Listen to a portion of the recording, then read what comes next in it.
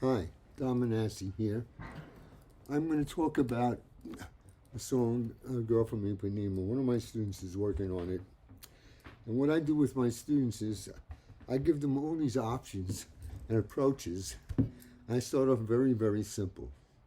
So the first chord is F or F major 7. Okay, so it's an F scale. Okay, now it's a major 7th. So you do what I call stress. Stress the E. So, and that's without any passing tones. Now, another way to approach it is pentatonically. So, an F pentatonic major okay, there's no E in it. But if you look at simple substitution, a substitution for F major 7 is A minor 7. And A minor 7 has an E in it. So you're there.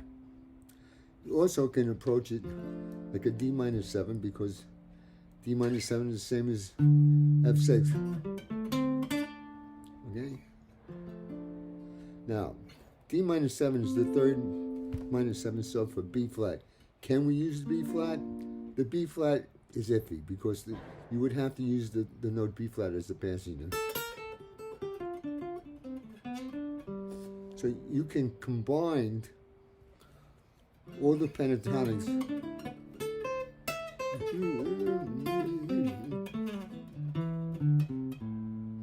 Right? There's also what I call the 2-5-1 method, which is how I learned and I actually believe in.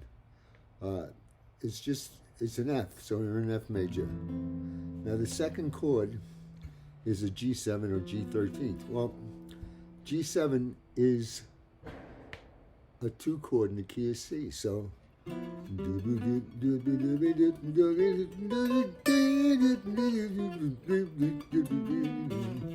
we can use a G mixolydian. Okay, we can use a G pentatonic. The E is the 13th. We can use an E minor pentatonic.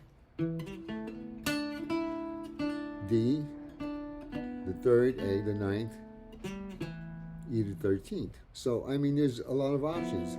Or you can just think of it as a G7 as a 5 chord in the key of C.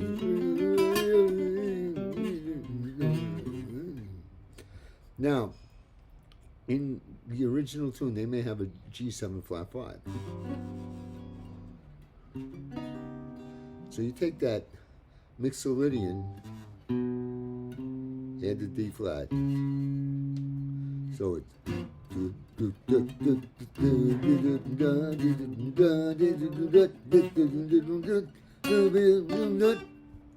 okay, so that's one way. So another way is you can think of what we call minor third substitutions or tritones. You can think of G7 and you can play on B flat 7 against it, or it's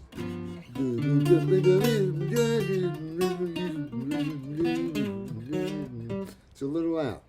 B flat 7, E7. So the first 4 measures, you have a lot of options. Then, of course, then goes the G minor 7, or G minor 9 to C7, C9, to F major 7. So G minor, you approach it the same way.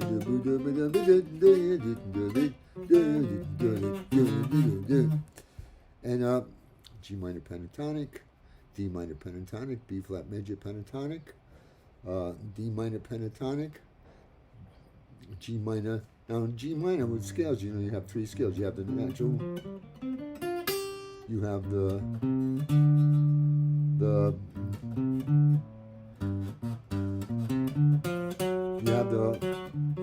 harmonic, and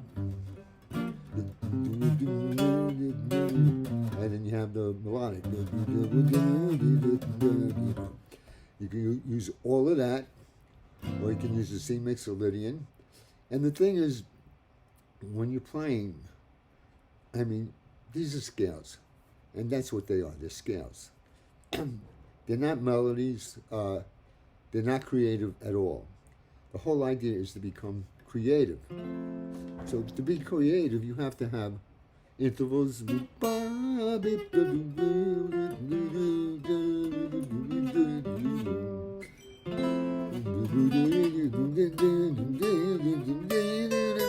Now I'm just doing intervals, but once I add the passing tones,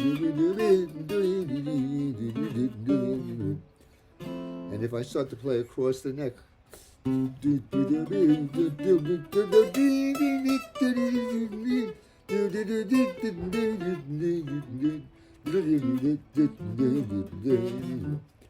then before you know it, I'm playing these long lines. Now, the hard part is the bridge. Okay, bridge goes to G flat major 7. Now, in the original tune, it goes G flat major 7 to B7. So you play on G flat scale, on G flat pentatonic. Then you go to B7, which is the 5 chord. F sharp minor 7, B7, 5 chord in E. So I have this.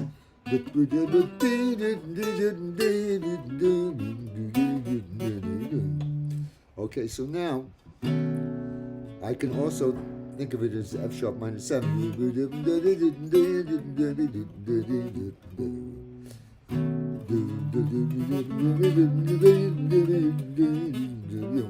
I can go up in minor, and I have it all covered. Now the next chord is an F sharp minor with the G on top, and to me that's an A major 7. So right now, 2/5 method, I'm in the key of A. So A, then it goes, so it's a D7. So I went right to the key of G, but then it goes to B flat major 7 with G minor 9. So the D7 is actually A minor 7, D7 flat 9 to G minor, 2, 5, 1 and G minor.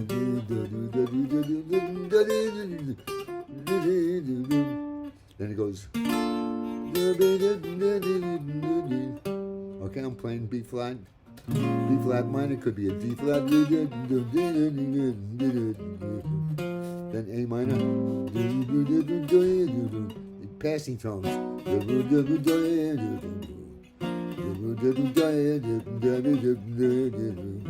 And then you're back at the top.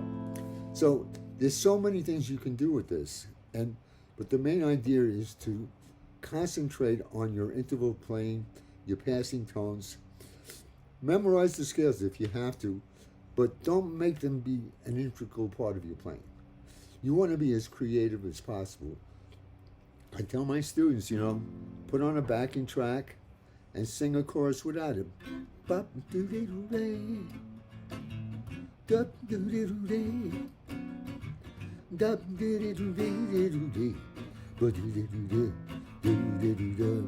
Take like 8 bars and just record that or loop it. So you loop it and then you play and then you sing. Then